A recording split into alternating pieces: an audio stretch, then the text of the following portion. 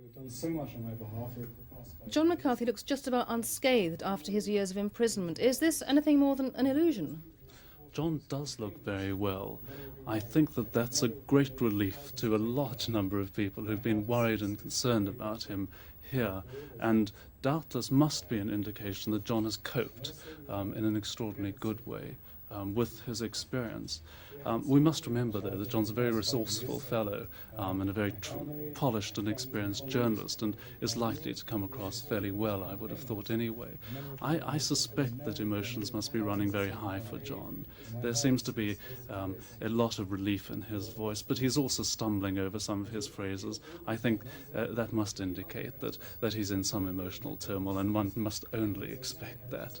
After all these years, what will be his biggest problems in readjusting to ordinary life?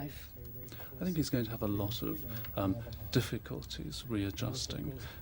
He's got some very sad family news that we presume he hasn't known before now, the loss of his mother, and he's going to have to come to terms with that. He's going to have to find his place back in the remainder of his family and re-establish his personal relationships. Things change enormously over 5 years, and John's obviously been through a vast amount himself, and this may have left some emotional scars, or at least temporary scars.